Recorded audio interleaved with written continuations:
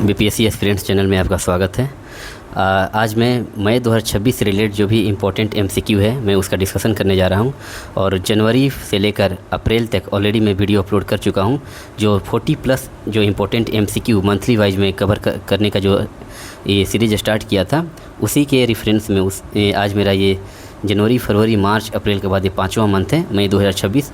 और मैं 40 इम्पोर्टेंट जो समसामयिकी जो ऑब्जेक्टिव हैं उसको डिस्कशन करने के साथ साथ इकोनॉमी के 20 मोस्ट इम्पोर्टेंट एमसीक्यू भी मैं डिस्कशन करूंगा, ताकि इकोनॉमी से जो भी डायरेक्ट फैक्ट रिलेटेड जो भी क्वेश्चन पूछे जाते हैं बीपीएससी के एग्ज़ाम में, वो आपको यहाँ से क्या हो जाएंगे, कवर हो जाएंगे। तो चलिए स्टार्ट करते हैं आज का लेक्चर, जो मई 2026 से रिलेटेड जो भी इम्पोर्टेंट एमसीक्यू है। और आप लोग चैनल को प्लीज़ सब्सक्राइब कर लें। ऐसे क्या होता है कि मुझे किसी काम को करने में मोटिवेशन मिलता है, ठीक है, तो आप लोग सपोर्ट करें। तो चलिए मिलते हैं, ज़बरदस्ती नहीं है, बस सपोर्ट कीजिए। अदरवाइज़ अगर आपको कंटेंट अच्छा लगता है तभी, अदरवाइज़ आप इसको यहाँ से जा भी सकते हैं, कोई फोर्स नहीं है आप लोग को यहाँ पर। क्योंकि यहाँ पर मैं ये चैनल स्टार्ट करने का मेरा एक ही पर्पज़ था कि मैं इस चैनल को पीटी और मेंस दोनों के प्रोस्पेक्टस से साथ लेकर चलूँगा, जिसमें इसमें करेंट अफेयर हो या जितने भी, चाहे साइंस एंड टेक हो या इकोनॉमी हो, उन सब को मैं पीटी और मेंस के दृष्टिकोण से ही मैं क्या करता हूँ, इसमें लेक्चर अपलोड करूँगा सीरीज़ बाई सीरीज़, और फ्री ऑफ कॉस्ट होंगे। इसमें आपको 1 रुपया भी इसमें नहीं देना पड़ेगा। ये यूट्यूब पर स्टार्ट करने का मेरा एक ही पर्पज़ है, क्योंकि मैं लगातार 5 से 6 सालों से बीपीएससी की प्रिपरेशन कर रहा हूँ। तो क्या खामियाँ हैं, क्या पूछे जाते हैं, इसका मैं बेहतरी से मुझे आइडिया है। तो चलिए चलते हैं आज के लेक्चर में। आज का फर्स्ट क्वेश्चन क्या है, जो इकोनॉमी से रिलेटेड है। ये आपका इकोनॉमी से रिलेटेड है, और इकोनॉमी से रिलेटेड है तो पहले इसका मैं 20 मोस्ट इम्पोर्टेंट जो एमसीक्यू हैं मैं इसका कवर कर लेता हूं। तो चलिए, पहला क्वेश्चन क्या कह रहा है कि विभिन्न राज्यों की राजकोषीय सुदृढ़ता के आकलन के लिए राजकोषीय स्वास्थ्य सूचकांक निम्नलिखित में से किसके द्वारा मार्च 2026 में जारी किए गए हैं। तो राजकोषीय जो स्वास्थ्य सूचकांक है ये नीति आयोग द्वारा जारी किए जाते हैं। तो देखिए यहाँ पर लिखा हुआ है, ये नीति आयोग द्वारा क्या किए जाते हैं, जारी किए जाते हैं। ठीक है, फर्स्ट क्वेश्चन हो गया। सेकेंड क्वेश्चन क्या कर रहे हैं हम लोग का कि मार्च 2026 में विभिन्न राज्यों के लिए जारी राजकोषीय स्वास्थ्य सूचकांक के आधार पर किस राज्य की राजकोषीय स्थिति अच्छी बताई गई है। तो फिजिकल जो हेल्थ इंडेक्स है राजकोषीय स्वास्थ्य सूचकांक में जो टॉप स्टेट हैं वो कौन से हैं, तो ये उड़ीसा हुए हैं। इसका आंसर क्या हो जाएगा, उड़ीसा हो जाएगा। नेक्स्ट क्या कह रहा है कि उपयुक्त राजकोषीय स्वास्थ्य सूचकांकों के आधार पर सबसे खराब राजकोषीय सुदृढ़ता किस राज्य की आंकलित की गई है। तो सबसे खराब जो स्वास्थ्य सूचकांकों में जो सबसे खराब राज्य का प्रदर्शन रहा है वो कौन सा रहा है, तो वो है पंजाब। सबसे टॉप किया है उड़ीसा, ध्यान से देखिए, ये टॉप किया है उड़ीसा, और सबसे बॉटम पर कौन है, तो सबसे खराब स्वास्थ्य सूचकांक में रैंकिंग है किसका, पंजाब का। नेक्स्ट चलते हैं हम लोग कि आयुष्मान भारत प्रधानमंत्री जन आरोग्य योजना के तहत पात्र लाभार्थियों को सालाना कितने रुपए तक कैशलेस चिकित्सा की सुविधा उपलब्ध कराई जाती है। तो आप लोग इसे जानते होंगे, प्रधानमंत्री जन आरोग्य योजना के तहत 5 लाख रुपए की कैशलेस ये योजना है जो चिकित्सा के लिए उपलब्ध कराई जाती है। नेक्स्ट चलते हैं, क्वेश्चन नंबर 5 क्या कह रहा है कि केंद्र सरकार द्वारा घोषित नई भव्य योजना का संबंध किससे है। मैं ऑलरेडी इस पर शॉर्ट्स भी आपको डाला था कि भव्य जो स्कीम है वो किससे रिलेटेड है। तो भव्य स्कीम ये इंडस्ट्रियल डेवलपमेंट, औद्योगिक विकास से क्या है, संबंधित है, औद्योगिक विकास से संबंधित है। नेक्स्ट चलते हैं हम लोग कि स्वीडन स्थित एक थिंक टैंक सिपरी की ताज़ा रिपोर्ट के अनुसार विश्व में हथियारों का सबसे बड़ा निर्यातक राष्ट्र कौन सा है। तो सिपरी रिपोर्ट जो निकाला था, मैं इसका ऑलरेडी मैं एक सेपरेट वीडियो भी डाल चुका हूँ यूट्यूब पर, आप लोग जाकर उसको देख लेंगे। सिपरी से रिलेटेड जो भी इंपॉर्टेंट फैक्ट डाटा है मैं उसको वहाँ कवर कर दिया हूँ। और यहाँ ये पूछा जा रहा है कि सिपरी की ताज़ा रिपोर्ट के अनुसार हथियारों का सबसे बड़ा निर्यातक राष्ट्र कौन सा है। तो आप लोगों को पता होगा कि सबसे ज़्यादा निर्यात करने में टॉप कौन किया है, अमेरिका। अमेरिका सबसे ज़्यादा हथियार का क्या करता है, निर्यात करता है। नेक्स्ट चलिए कि उपयुक्त रिपोर्ट के अनुसार विश्व में हथियारों का सबसे बड़ा आयातक राष्ट्र कौन सा है। तो सबसे बड़ा आयातक कौन सा है, यूक्रेन। सबसे बड़ा आयात जो है हथियार का कौन करता है, यूक्रेन। तो भारत की रैंकिंग क्या है, तो आप लोग याद रखिएगा कि आयातक में भारत जो है वो दूसरे रैंक पर है। हथियार आयातक में भारत कौन सा रैंक पर है, दूसरे रैंक पर है। ठीक है, चलिए नेक्स्ट चलते हैं हम लोग क्वेश्चन नंबर 8 की ओर। क्वेश्चन नंबर 8 क्या कह रहा है कि निम्नलिखित में से किस दिन को विश्व उपभोक्ता अधिकार दिवस के रूप में मनाया जाता है। तो विश्व उपभोक्ता अधिकार दिवस 15 मार्च को मनाया जाता है। नेक्स्ट है कि फसल वर्ष, क्वेश्चन नंबर 9 क्या कह रहा है कि फसल वर्ष 2025-26 में देश में गेहूं का उत्पादन अब तक के सर्वोच्च स्तर पर रहा है। यह उत्पादन लगभग कितना अनुमानित है, तो यह है आपका 120 मिलियन टन। नेक्स्ट चलिए, क्वेश्चन नंबर 10 क्या कह रहा है कि देश में गेहूं का सर्वाधिक उत्पादन किस राज्य में होता है। तो गेहूं के उत्पादन में जो टॉप स्टेट हैं वो क्या रहे हैं, तो वह है उत्तर प्रदेश। क्वेश्चन नंबर 11, ये जो भी फैक्ट है ये बहुत ही आपको एक यूँ कहे कि फ़िल्टर्ड किया हुआ डेटा है। ये जो भी इकोनॉमी जो मंथली करेंट अफेयर में आपको कवर कर रहा हूँ उसमें जो भी इकोनॉमी का पार्ट जो फ़िल्टर्ड है वहाँ पर मैं इसे दर्शाने की कोशिश कर रहा हूँ। आप लोग को एग्ज़ाम में यहाँ से बेनिफिट मिलेगा, ठीक है। तो चलिए क्वेश्चन नंबर 11 क्या कर रहा है कि कर्मचारियों के भविष्य निधि जमाओं पर वर्ष 2025-26 के लिए कितने प्रतिशत सालाना की ब्याज की संस्तुति कर्मचारी भविष्य निधि संगठन के बोर्ड ऑफ ट्रस्टी द्वारा की गई है। तो कितना परसेंट, तो 8.25% की क्या की गई है यहाँ पर 8.25% जो है वो भविष्य, ये आपका भविष्य निधि संगठन के बोर्ड ऑफ ट्रस्टी द्वारा कितना घोषित की गई है, तो 8.25%। नेक्स्ट कर रहा है क्वेश्चन नंबर 12 क्या कर रहा है, क्वेश्चन नंबर 12 कर रहा है कि भारत के एक प्रतिष्ठित उद्यमी एन चंद्रशेखरन को ब्रिटेन के सम्राट ने नाइटहुड के मानद सम्मान से मार्च 2026 में सम्मानित किया है। तो एन चंद्रशेखरन भारत के किस उद्योग ग्रुप से संबंधित है, तो एन चंद्रशेखरन जो है वो टाटा ग्रुप से संबंधित है। नेक्स्ट क्वेश्चन नंबर 13 क्या कर रहा है कि वरिष्ठ बैंकर अतानु चक्रवर्ती ने हाल ही में निजी क्षेत्र के किस बैंक की चेयरमैनशिप से त्यागपत्र मार्च 2026 में दिया है, तो यह आपको HDFC बैंक से क्या कर दिया है, त्यागपत्र दे दिया है। नेक्स्ट क्वेश्चन नंबर 14 क्या कर रहा है कि वरिष्ठ बैंकर विनय टोन्स निजी क्षेत्र की यस बैंक के प्रबंध निदेशक सह CEO अप्रैल 2026 में बनाए गए हैं। इस नियुक्ति से पूर्व विनय टोन्स किस बैंक के प्रबंध निदेशक थे, तो ये भारतीय स्टेट बैंक। क्वेश्चन नंबर 15 क्या कर रहा है कि फरवरी 2026 के अंत में भारत में विद्युत उत्पादन की स्थापित क्षमता ने किस बिंदु को पार किया था जिसे भारत को विद्युत उत्पादन मामले में अब आत्मनिर्भर कहा गया था, तो यह है 525 मेगावाट, 500 गीगावाट को पार कर गए थे, इसलिए भारत को विद्युत उत्पादन के मामले में आत्मनिर्भर बोला गया था। अब नेक्स्ट कह रहा है कि NSO द्वारा फरवरी 2026 में जारी दूसरे अग्रिम अनुमानों में भारत में 2025-26 में स्थिर मूल्यों पर GDP वृद्धि कितने % अनुमानित की गई है, तो दूसरे अनुमान में 2025-26 के अकॉर्डिंग 7.6% की GDP जो है वो क्या की गई है, अनुमानित की गई है। नेक्स्ट क्वेश्चन नंबर 17 क्या कह रहा है कि स्थिर मूल्यों पर राष्ट्रीय आय के आकलन के लिए, देखिए यहाँ पर मैं कल भी आपको इकोनॉमी से जो 20 इंपॉर्टेंट MCQ जो कवर किया था अप्रैल मंथ में, उसमें भी आपको बताया था कि आधार वर्ष चेंज किया गया है। राष्ट्रीय आय GDP को लेकर आधार वर्ष चेंज किया गया, उसके बाद CPI को लेकर भी आधार वर्ष चेंज किया गया, लेकिन WPI का आधार वर्ष कॉन्स्टेंट किया गया है। मैं बताता हूँ कि GDP के लिए, देखिए GDP के लिए आधार वर्ष चेंज किया गया है, CPI के लिए आधार वर्ष क्या किया गया है, CPI के लिए भी आधार वर्ष चेंज किया गया है। GDP के लिए जो पहले आधार वर्ष था, GDP के लिए पहले आधार वर्ष कितना था, 2011-12 से अब 2022-23 कर दिया गया है, और CPI के लिए जो 2012 था उसको आधार वर्ष कितना कर दिया, 2024 कर दिया गया। लेकिन क्या WPI में कोई चेंजिंग देखने को मिला है, नहीं। WPI में भी पहले भी 2011-12 था और अभी जो है अभी भी कितना है, 2011-12 ही है।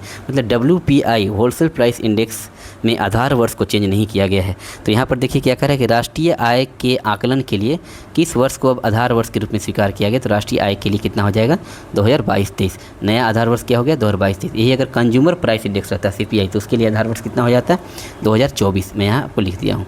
नेक्स्ट चलते हैं, क्वेश्चन नंबर 18 क्या कह रहा है कि NSO के फरवरी 2026 के ताज़ा आकलन में 2025-26 में प्रचलित मूल्यों पर देश के GDP में प्राथमिक क्षेत्र का योगदान लगभग कितना % था। फरवरी 2026 के रिपोर्ट के अकॉर्डिंग देखा जाए तो प्राथमिक क्षेत्र का योगदान कितना था, 20%। नेक्स्ट है कि ADB का हेडक्वार्टर कहाँ है, तो मनीला फिलीपींस हम लोग जानते हैं। नेक्स्ट है कि फरवरी 2026 के अंत में भारत के आरक्षित विदेशी मुद्रा कोष अब तक के सर्वोच्च स्तर पर थे, ठीक है। जो कितना था उस समय, कितना कोष FDI आरक्षित विदेशी मुद्रा कोष कितना था भारत में, तो ये 728 अरब डॉलर, ठीक है। तो ये 20 मोस्ट इम्पोर्टेंट MCQ मैं आपको कवर कर दिया हूँ। एक सेकेंड, ये 20 जो MCQ है, जो मोस्ट इम्पोर्टेंट MCQ है वो कवर हो चुका है। अब चलते हैं हम लोग कि जो 40 इंपॉर्टेंट जो करेंट अफेयर्स रहे हैं, जिसमें योजना, स्कीम्स, डिफेंस, साइंस, टेक, जितने भी है सबका मिक्सअप है इसमें, और ये काफ़ी इंपॉर्टेंट होंगे। आपको एग्जाम में यहाँ से क्वेश्चन देखने को आपको मिल सकते हैं। तो चलिए स्टार्ट करते हैं। आज का फर्स्ट क्वेश्चन क्या है, फर्स्ट क्वेश्चन क्या कह रहा है कि निम्नलिखित में से किस राज्य ने बच्चों के सोशल मीडिया उपयोग पर, ध्यान से देखिएगा, किस राज्य ने बच्चों के सोशल मीडिया उपयोग पर पाबंदी लगाए जाने का प्रस्ताव किया है। तो ये भारत में देखा जाए तो 2 राज्य, एक यहाँ देखिएगा, एक जो है आपका, एक सेकेंड, ये देखिए, ये आंध्र प्रदेश और ये कर्नाटक, ठीक है। कर्नाटक जो है हाल ही में 16 साल से कम उम्र के बच्चों के लिए सोशल मीडिया पर प्रतिबंध कर दिया है, और आंध्र प्रदेश जो है वो इसका भी प्रस्ताव जारी कर दिया है, जो 13 साल से कम उम्र के बच्चों को सोशल मीडिया से प्रतिबंधित करने के लिए प्रस्ताव जारी किया जा चुका है। तो इस यहाँ पर दो ऑप्शन है कि आंध्र प्रदेश और कर्नाटक, ये दो ऐसे स्टेट हैं जो कि सोशल मीडिया पर प्रतिबंध करने के लिए एक एज कैटेगरी के बेसिस पर उसको प्रतिबंधित कर दिया गया है। कर्नाटक कितना रेफरेंस एज को लिया है तो 16 ईयर्स, और आंध्र प्रदेश कितने साल के बच्चों के लिए लिया है तो 13 साल से कम बच्चों के लिए सोशल मीडिया पर प्रतिबंध के लिए प्रस्ताव पारित कर दिया है। तो ऑप्शन क्या हो जाएंगे यहाँ पर 1 और 4, तो ये हो गया हम लोग का 1 और 4, ठीक है। नेक्स्ट चलते हैं हम लोग। क्वेश्चन नंबर 2 क्या करें, निम्नलिखित में किस टीम ने रणजी ट्रॉफी 2025-26 का खिताब जीता है। तो रणजी ट्रॉफी का खिताब जो जीता है वो क्यों जीते हैं, जम्मू कश्मीर, किसको हराकर तो कर्नाटक को हराकर। जम्मू कश्मीर जो है कर्नाटक को हराकर रणजी ट्रॉफी का खिताब पहली बार जीता है। नेक्स्ट करते हैं क्वेश्चन नंबर 3 की ओर। क्वेश्चन नंबर 2 हो गया, क्वेश्चन नंबर 3 पर चलते हैं हम लोग कि पुरुषों की भारतीय टीम ने किस देश को पराजित कर ICC T20 विश्व कप 2026 जीता है। तो ICC T20 वर्ल्ड कप जो था उसमें न्यूजीलैंड को भारत ने किस टीम को हराया, तो न्यूजीलैंड को कितने रन से, तो 96 रन से हराकर अपना एक वर्ल्ड कप क्या किया, अपने हाथ में लिया। नेक्स्ट क्वेश्चन नंबर 4 क्या कर रहा है कि निम्नलिखित में से किसे ICC T20 world cup 2026 tournament में प्लेयर ऑफ द टूर्नामेंट के खिताब से नवाजा गया है। तो प्लेयर ऑफ द टूर्नामेंट किसे दिया गया, तो संजू सैमसन को, जो है भारत के हैं, संजू सैमसन को प्लेयर ऑफ द टूर्नामेंट से नवाजा गया है। नेक्स्ट है कि 98 ऑस्कर अकादमी पुरस्कारों में पॉल थॉमसन एंडरसन को निम्नलिखित में से कौन सा पुरस्कार प्राप्त हुआ है। तो पॉल थॉमसन एंडरसन को कौन सा पुरस्कार प्राप्त हुआ है, तो देखिए वो सर्वश्रेष्ठ निर्देशन के रूप में इसको वन बैटल आफ्टर अनदर के मूवी के सर्वश्रेष्ठ निर्देशक के रूप में इन्हें पुरस्कार प्राप्त हुआ है, और सर्वश्रेष्ठ फिल्म भी वन बैटल आफ्टर अनदर के लिए इनको प्राप्त हुआ है, और सर्वश्रेष्ठ अनुकूलित पटकथा भी वन बैटल आफ्टर अनदर के लिए इनको प्राप्त हुआ है। तो यहाँ पर ऑप्शन क्या हो जाएंगे, 3 के तीनों सही हो जाएंगे। नेक्स्ट क्या कि 98 ऑस्कर अवार्ड 2026 पुरस्कारों के संदर्भ में कौन सा युग्म सही है, सही नहीं, उसके बारे में देखना है। तो अभी हम लोग देखें कि 98 जो ऑस्कर अवार्ड है इसमें बेस्ट फिल्म का अवार्ड किसको मिला है, तो वन बैटल आफ्टर अनदर को, लेकिन यहाँ पर दिया सीनियर्स, यानी कि पहला ही हम लोग का क्या है, पहला ही गलत है, सीनियर्स को नहीं मिला है बल्कि वन बैटल आफ्टर अनदर को मिला है, ठीक है। तो पहला ही हो जाए। बाकी नेक्स्ट देख लेते हैं हम लोग कि सर्वश्रेष्ठ अभिनेता माइकल बी जॉर्डन, ये सही है। सर्वश्रेष्ठ अभिनेत्री जो है जेसी बकले, ये भी सही है। और सर्वश्रेष्ठ अंतर्राष्ट्रीय फीचर फिल्म सेंटिमेंटल वैल्यू, ठीक है, ये भी सही है।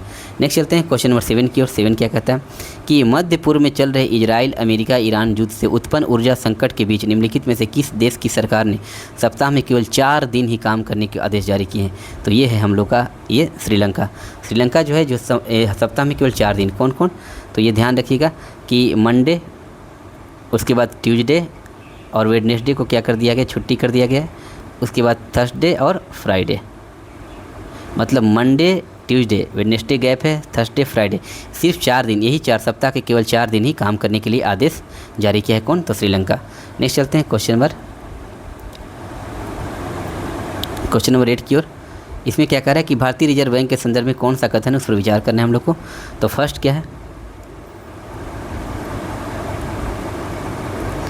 क्या है कि भारतीय रिजर्व बैंक को लंदन की संस्था सेंट्रल बैंक की ओर से initiative bank of the year पुरस्कार से सम्मानित किया गया। तो ये सही है कि RBI को initiative bank of the year पुरस्कार से सम्मानित किया गया है। नेक्स्ट है कि भारतीय रिजर्व बैंक को इनिशिएटिव ऑफ द ईयर सम्मान उसके द्वारा लॉन्च किए गए बैंक.in डोमेन के लिए प्रदान किया गया, ये भी सही है। और भारत विश्व का ऐसा पहला देश है जिसने अपनी बैंकिंग प्रणाली के लिए एक समर्पित और विशेष इंटरनेट डोमेन का अनिवार्य किया है, तो ये भी सही है। मतलब अपने सिस्टम को चालू करने के लिए ये अलग से अपना एक डोमेन लॉन्च किया है, जो डोमेन का नाम क्या है, बैंक.in, ठीक है। तो ये तीनों के तीनों कथन क्या हो जाएंगे, यहाँ पर सही हो जाएंगे। नेक्स्ट है क्या कि गैर संचारी रोगों के संदर्भ में निम्नलिखित में से कौन सा कथन असत्य है। इसमें कौन सा गैर संचारी बोला जाता है, जो कि छूने से नहीं फैलते हैं, जैसे कि जो छूने से नहीं फैले उसको गैर संचारी कहा जाता है, जो कि हवा। यहाँ पर देखते हैं पहला स्टेटमेंट क्या कर रहा है कि विश्व में होने वाली 75% मृत्यु, यहाँ क्या कह रहा है कि विश्व में होने वाली 75% मृत्यु गैर संचारी रोगों के कारण होती है, तो ये सही है हम लोग का। कह रहा है कि भारत में 40 से 50% मृत्यु के गैर संचारी रोगों के कारण होती है, नहीं 40 से 50 नहीं बल्कि 60 से 65% जो है मृत्यु वो गैर संचारी रोगों के कारण होती है, गैर संचारी रोगों के कारण होती है 60 से 65% मृत्यु। तो ऑप्शन हम लोग का यहाँ पर बी हो जाएगा, ठीक है। फिर क्या कि भारत को प्रायः विश्व की मधुमेह राजधानी कहा जाता है, तो ये भी सही है, ये कथन सही है। और भारत में लगभग प्रत्येक 4 वयस्कों में से एक व्यक्ति उच्च रक्तचाप से प्रभावित है, ये भी सही है। तो गलत कौन सा हम लोग का? बी। नेक्स्ट है हम लोग का कि समाचार की सुर्खियों में रहे प्रहार। प्रहार का संबंध किससे है? तो प्रहार जो है वह किसके द्वारा? तो गृह मंत्रालय द्वारा लॉन्च किया गया है, एक नीति है। प्रहार क्या है? एक आतंकवाद रोधी नीति है। प्रहार क्या, देखिए यहाँ लिखा है, प्रहार क्या है? एक आतंकवाद रोधी नीति है, जिसको गृह मंत्रालय ने क्या किया? लॉन्च किया है। ये कब? तो 23 फरवरी 2026 को किसके द्वारा लॉन्च किया गया? तो गृह मंत्रालय द्वारा लॉन्च किया गया है। तो प्रहार क्या है? एक आतंकवाद रोधी नीति है, याद रखिएगा। प्रहार जो है एक आतंकवादी रोधी नीति है, किसके द्वारा लॉन्च किया गया? तो ये गृह मंत्रालय द्वारा लॉन्च किया गया है। इसका फुल फॉर्म आप लोग देख लें, क्योंकि फुल फॉर्म पूछे जा सकते हैं। ये प्रहार में आर का क्या मीनिंग है, एच का क्या मीनिंग है, ठीक है। तो यहाँ पर कवर करते हुए मैं चलता हूँ कि प्रहार में पी है, यहाँ पर देखिए presentation, response, aggregation, H for human rights, उसके बाद ए फॉर अटेंशन, फिर ए फॉर अलाइनमेंट और फिर आर फॉर रिकवरी, ठीक है। तो ये आप लोग फुल फॉर्म याद रखेंगे। नेक्स्ट क्या रहा है? क्वेश्चन नंबर 11 क्या कर रहा है कि वित्त वर्ष 2022 से वित्त वर्ष 2025 के बीच मक्का का उत्पादन 8.77% की चक्रवृद्धि वार्षिक दर से बढ़ा है, जबकि मक्का के अंतर्गत क्षेत्रफल में 6.68% की वृद्धि दर्ज की गई। इस सकारात्मक वृद्धि के लिए निम्नलिखित में से क्या उत्तरदायी है?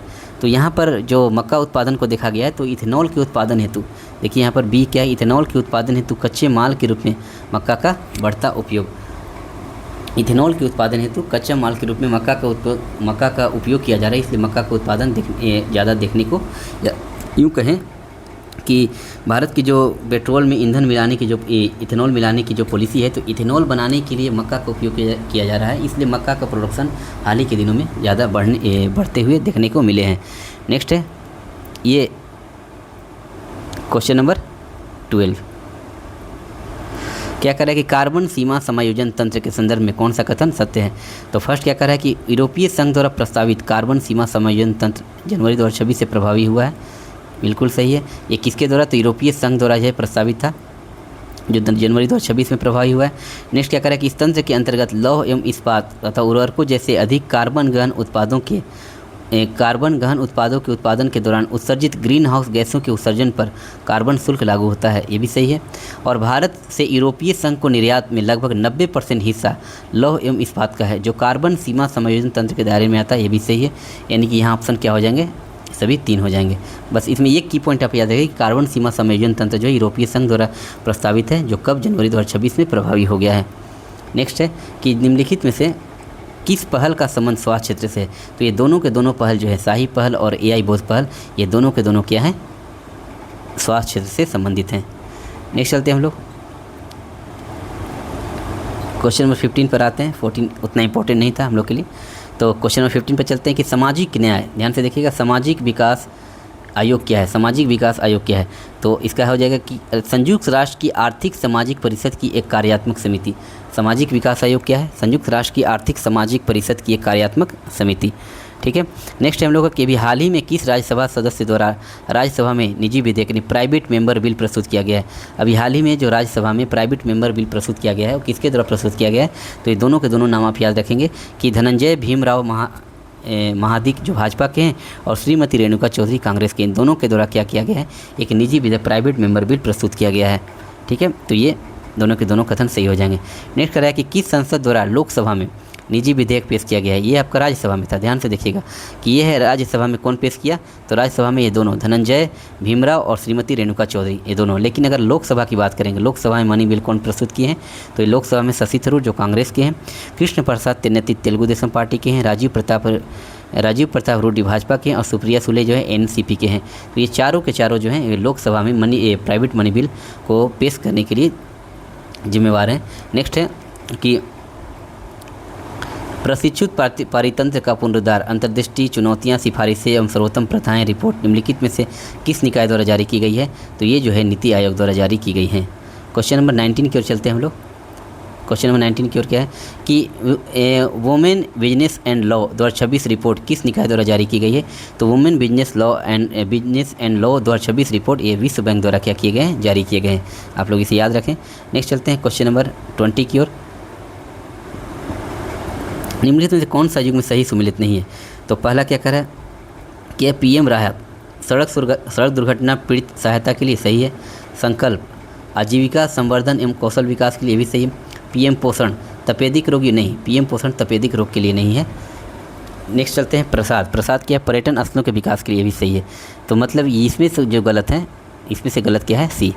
नेक्स्ट चलते हैं क्वेश्चन नंबर 21 की ओर कि 13 फरवरी 2026 को प्रधानमंत्री नरेंद्र मोदी द्वारा उद्घाटन किए गए सेवा तीर्थ परिसर, ध्यान से देखिएगा, मैं कल ही आपको वीडियो में बताया था, शायद जनवरी या फरवरी का जो मैं फरवरी का जो करंट अफेयर में डील कर रहा था, उसमें आपको बताया था कि प्रधानमंत्री पीएमओ ऑफिस के कार्यालय का नाम बदल दिया गया, सेवा तीर्थ कर दिया गया है।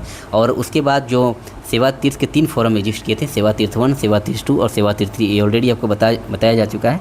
तो वहीं कह रहा है कि जो प्रधानमंत्री कार्यालय को जो सेवा तीर्थ नाम दिया गया है, तो सेवा तीर्थ परिसर में ध्यान से देखिए, ये जो सेवा तीर्थ परिसर है, सेवा तीर्थ परिसर की नक्काशीदार पत्थर की अधिष्ठान पट्टी निम्नलिखित में से किस मंदिर की आधार शिल्प सज्जा से प्रेरित है? उसकी जो नक्काशीदार पत्थर की सेवा तीर्थ परिसर की जो नक्काशीदार पत्थर है वो किस मंदिर की आधार शिल्प से प्रेरित है? तो आप लोग याद रखेंगे कि कर्नाटक में जो चेनकेशव मंदिर है उससे क्या है? प्रेरित है, कर्नाटक के चेनकेशव मंदिर से। नेक्स्ट है लोसार उत्सव 2026 का आयोजन किया गया। तो ये क्वेश्चन इंपॉर्टेंट इसलिए है क्योंकि हम लोग सभी अभी तक जितने भी मैगजीन या जितने भी कहीं यूट्यूब वीडियो पर हम लोग देखे होंगे कि लोसार उत्सव कहाँ मनाया जाता है, तो सब कोई आपको बता देगा कि लोसार उत्सव हिमाचल प्रदेश में। लेकिन हिमाचल प्रदेश के किस जगह पर, किस शहर में मनाया जाता है, तो वो आपको नहीं देखने को मिलेगा। इसलिए मैं कहता हूँ कि MCQ को आप हल्के में ना लें, आपको MCQ से काफ़ी ज़्यादा बेनिफिट एग्जाम में मिलने वाले हैं। तो लोसार उत्सव ये जो है आपको ध्यान से देखिएगा, मैं इसको दूसरे कलर से आपको लिख देता हूँ कि लोसार उत्सव हालांकि हिमाचल प्रदेश में मनाया गया है, लेकिन हिमाचल प्रदेश के मैक्लोडगंज में जो है वो लोसार उत्सव 2026 मनाया गया। ये उत्सव है कितना? तो तिब्बती बौद्ध समुदाय का एक पर्व है, तिब्बती बौद्ध समुदाय का एक पर्व है लोसार उत्सव, जिसको हाल ही में हिमाचल प्रदेश के मैक्लोडगंज में मनाया गया है।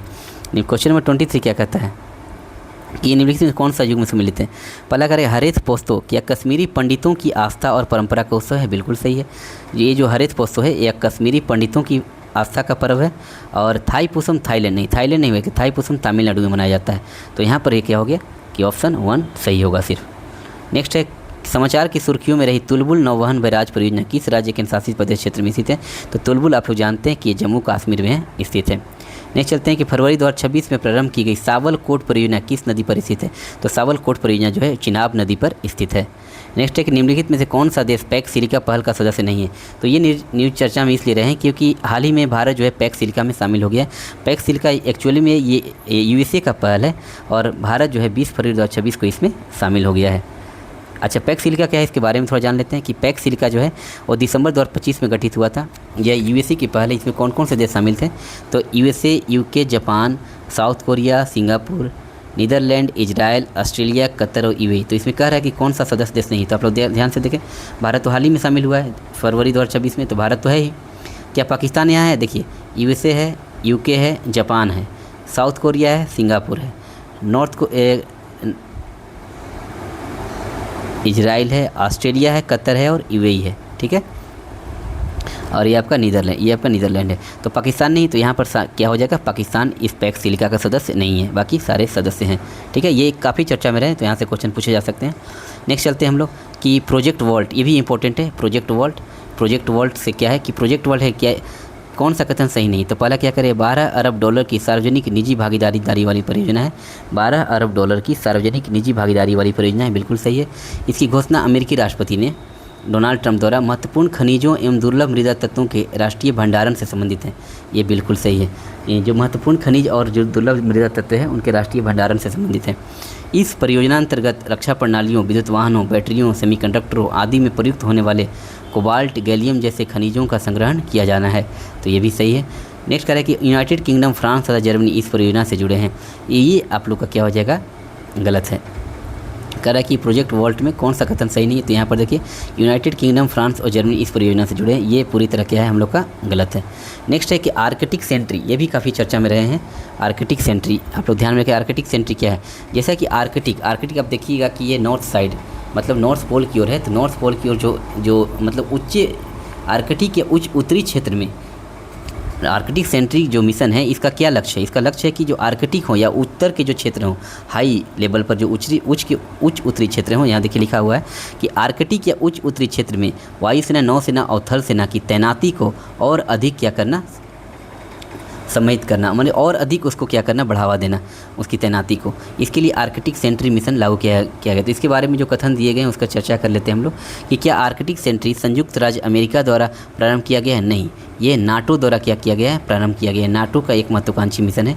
नेक्स्ट क्या कहता है कि इस मिशन का उद्देश्य आर्कटिक एवं उच्च स्तरीय क्षेत्र में अपनी सैन्य उपस्थिति को सुदृढ़ करना है। बिल्कुल सही है, मतलब ऑप्शन यहाँ पर 2 सिर्फ सही है। ये नाटो का, ये जो है नाटो की पहल है। आर्कटिक सेंट्री जो है किसकी पहल है? नाटो की पहल है, संयुक्त राज्य अमेरिका द्वारा बल्कि ये शुरू नहीं किया गया है, बल्कि ये नाटो द्वारा प्रारंभ किया गया है। और ये इसका आंसर क्या हो जाएगा? 2 हो जाएगा। नेक्स्ट क्वेश्चन नंबर 29 पर चलते हैं हम लोग कि अभी हाल ही में निम्नलिखित में से किन देशों के बीच वन एवं जैव विविधता संरक्षण पर समझौता ज्ञापन पर हस्ताक्षर किए गए? तो भारत और नेपाल के बीच वन एवं जैव विविधता के संरक्षण के लिए समझौता हुए हैं भारत और नेपाल के बीच। नेक्स्ट है कि 2 फरवरी 2026 की स्थिति के अनुसार भारत में रामसर स्थलों की संख्या, रामसर आर्द्रभूमि की संख्या कितनी है? तो 2026 में 98 थे, जो अब हो गए हैं 100 हो गए हैं, ठीक है। लेकिन 2026 की रिपोर्ट के अकॉर्डिंग देखा जाए तो टोटल रामसर स्थल कितने थे? 98 थे, अभी आपको 100 हो गए हैं। मैं रामसर साइट को लेकर जो बिहार और भारत में है उसका भी आपको सेपरेट वीडियो बना दूंगा। हालांकि अभी आपको याद रखिएगा कि बिहार में टोटल कितने रामसर साइट हो चुके हैं? 6 रामसर से। बिहार में कितने हो गए हैं? बिहार में जो है अभी टोटल 6 रामसर साइट हो गए हैं, ठीक है। नेक्स्ट चलते हैं कि किस राज्य के वन विभाग द्वारा उदंती सीता नदी बाघ अभयारण्य में 6 हॉर्न बिल रेस्टोरेंट स्थापित करने की पहल प्रारंभ की गई? हाँ, एक बार और आपको याद दिलाना चाहता हूँ कि आप लोग बिहार करंट अफेयर को मंथली नहीं देख रहे, उसको आप देखिए। उसमें मैं जो भी इम्पोर्टेंट है मैं उसको कवर करने की कोशिश कर रहा हूँ। वैसे तो बहुत सारे करंट भी जो इम्पोर्टेंट नहीं होते उसको भी लोग बता देते हैं। मैं जो इम्पोर्टेंट, जो काफ़ी ज़्यादा चर्चा में रहे और एग्ज़ाम में पूछे जाने के हाई चांसेस हैं, मैं उसको कवर करने के लिए बहुत ही शॉर्ट वीडियो 15 मिनट आप उसको देखेंगे, एग्ज़ाम में आपको फ़ायदा करेगा। तो 15-15 मिनट की ही मैं वीडियो बना रहा हूँ और जो भी बहुत ही सिलेक्टेड करेंट अफेयर मैं उसमें डाल रहा हूँ, आप लोग उसको देखें, ठीक है। और वीडियो को शेयर करें। शेयर करने से क्या होता है कि लोग एक दूसरे को जानेंगे, उससे क्या होगा कि हमें मोटिवेशन मिलता है कुछ और नया वीडियो बनाने का या कुछ नए इनोवेशन करने का, ठीक है। अब जो मैं ये सीरीज़ अब स्टार्ट किया हूँ तो यूट्यूब पर अभी तक किसी ने भी इस तरह के सीरीज स्टार्ट नहीं किए थे, जो इम्पोर्टेंट MCQ जो ये प्रतियोगिता दर्पण को लाकर इस तरह का कवर करना आज तक कभी भी कोई यूट्यूब चैनल पर नहीं किया है। तो मैं चूँकि BPSC से लगातार 5-6 सालों से जुड़ा हुआ हूँ तो हमें आइडिया है कि क्वेश्चन कहाँ से अटैक किए जा रहे हैं और पर ईयर जो क्वेश्चन का लेवल इंक्रीमेंट कर रहा है तो वो आपको स्पीडी और ये सबसे आपको कवर नहीं होगा। इसलिए मैं ये सीरीज़ स्टार्ट करने का मेरा पर्पस यही था कि आपको PT और मेंस में जो करंट या और भी जितने सब्जेक्ट हो, चाहे इकोनॉमी हो या फिर आपको साइंस टेक हो या इंटरनेशनल रिलेशन हो, सबका ऐसा समझ मैं आपको दूंगा कि आपको यूट्यूब पर आप लाखों रुपये का फ़ी देने के बाद भी वो उस तरह का समझ नहीं गेन कर पाते हैं।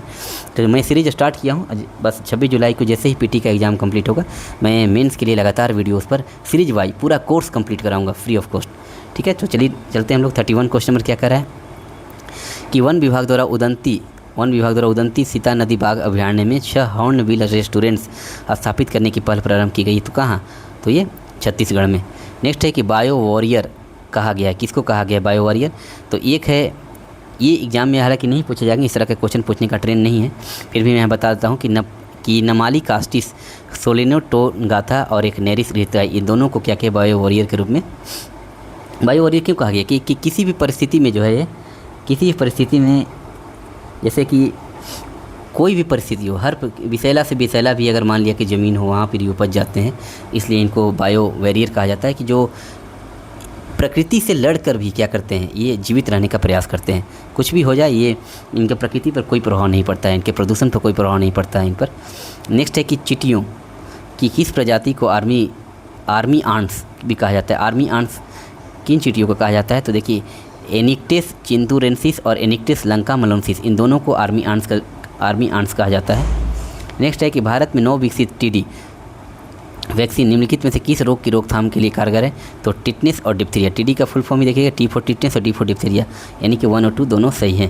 नेक्स्ट है कि निम्नलिखित में से किस क्षेत्र में कृत्रिम मेधा के लिए 3A फ्रेमवर्क को अपनाए जाने की पहल प्रारंभ की गई? तो कृत्रिम मेधा के लिए जो 3A फ्रेमवर्क है वह किससे संबंधित है? तो शिक्षा से संबंधित है।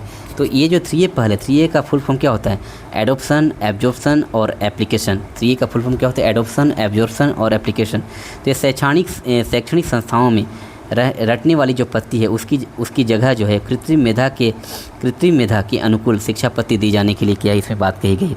3A फ्रेमवर्क जो लाया गया है वह क्यों लाया गया कि जो भी रटने वाली जो पत्ती है शैक्षणिक संस्थानों में देखा जाए जो रटाया जाता है तो उसकी जगह अब कृत्रिम मेधा के अनुकूल शिक्षण पत्ती लाया जाए, इसके लिए ये 3A फ्रेमवर्क लाया गया है। ठीक है, नेक्स्ट है कि state of Finance for Nature report 2026 निम्नलिखित में से किस निकाय द्वारा जारी की गई है? तो ये संयुक्त राष्ट्र पर्यावरण कार्यक्रम UNEP United Nation Environment Programme द्वारा State of Finance for Nature report क्या किया गया है? ये जारी किया गया है। नेक्स्ट है कि निम्नलिखित में से किस कारण से जीवों एवं पदार्थों के प्राकृतिक रंग विलुप्त होते जा रहे हैं? तो गर्म होते समुद्रों में शैवालों का अत्यधिक प्रसार, क्योंकि शैवाल जब होगा तो सनलाइट नीचे नहीं जा पाएंगे, क्योंकि ये समुद्र के ऊपर लेयर पर शैवाल बढ़ जाते हैं तो सनलाइट को अधिक गहराई तक नहीं जा पाते। उसी तरह कोरल ब्लीचिंग है और उसी तरह जंगल वनस्पतियों में क्लोरोफिल की कमी होना है। तीनों के तीनों जो है उत्तरदायी हैं प्राकृतिक रंगों के विलुप्त होने के लिए। ठीक है, सॉरी ये हो जाएगा। नेक्स्ट 38 क्या कहा कि रेट होल खनन के बारे में कौन सा कथन सत्य है? ये जो रेट होल है, रेट होल खनन मेघालय एवं पूर्वोत्तर भारत में कोयला खनन की एक अवैध एवं जोखिम भरी तकनीक है और राष्ट्रीय हित प्राधिकरण तथा सर्वोच्च न्यायालय द्वारा रेट होल खनन पर प्रतिबंध लगाए जाने के बावजूद ये अभी प्रचलित है। ये दोनों के दोनों क्या है? सही है यहाँ पर। और एक और क्या कह रहा है कि पूर्वी जयंतिया पहाड़ियों में एक अवैध रेट होल खान में हुए विस्फोट से 5 फरवरी 2026 को कम से कम 30 लोग मारे गए हैं। तो ये भी सही है। कुछ 1, 2, 3 तीनों का तीनों के यहाँ पर सही है। नेक्स्ट है कि माहवारी स्वास्थ्य एवं स्वच्छता के संदर्भ में निम्नलिखित में से कौन सा कथन सही है? तो कह रहा है कि अभी सुप्रीम कोर्ट ने क्या किया है कि अपने एक हालिया निर्णय में माहवारी स्वास्थ्य तथा स्वच्छता को भारतीय संविधान के आर्टिकल 21 के अंतर्गत एक मौलिक अधिकार के रूप में औपचारिक मान्यता प्रदान की है। ये सही है, आर्टिकल 21 में है, माहवारी स्वास्थ्य को शामिल कर लिया गया है। और सर्वोच्च न्यायालय ने निर्देश दिया कि प्रत्येक स्कूल के वेंडिंग मशीनों के माध्यम से प्रत्येक स्कूल को चाहे सरकारी हो या निजी को वेंडिंग मशीनों के माध्यम से निःशुल्क ऑक्सो बायोडिग्रेडेबल सैनिटरी नैपकिन लड़कियों को उपलब्ध कराने होंगे। ये भी सही है, यानी कि दोनों के दोनों कथन क्या हो जाएंगे यहाँ पर? सही हो जाएंगे। लास्ट क्वेश्चन है 40 नंबर कि मातृभाषा आधारित बहुभाषी शिक्षा mother tongue based multilingual education MTBMLE का उल्लेख अभी हाल ही में किस रिपोर्ट की प्रमुखता से किया गया है? तो यूनेस्को की state of the education report है। यूनेस्को की state of the education report में इसकी चर्चा अभी हाल ही में की गई है। ठीक है, तो ये आपको 40 इंपॉर्टेंट MCQ है। आई होप कि ये वीडियो आपको अच्छा लगे तो फिर लाइक सब्सक्राइब कर दें। वीडियो अगर अच्छा लगे तब, अदरवाइज़ आप इसको इग्नोर कर सकते हैं, क्योंकि ये जिसके काम का नहीं है उसके लिए वीडियो है भी नहीं। तो चलिए मिलते हैं नेक्स्ट लेक्चर में। कल आपको जून 2026 को वीडियो अपलोड कर दिया जाएगा। और बिहार करंट अफेयर को आप देखो, आप प्लेलिस्ट में जाकर उसको देखें। आज मैं बिहार करंट अफेयर्स में मार्च और अप्रैल 2 मंथ का कवर करने की कोशिश करूँगा। फरवरी तक ऑलरेडी कवर कर दिया हूँ। तो चलिए मिलते हैं नेक्स्ट लेक्चर में। धन्यवाद।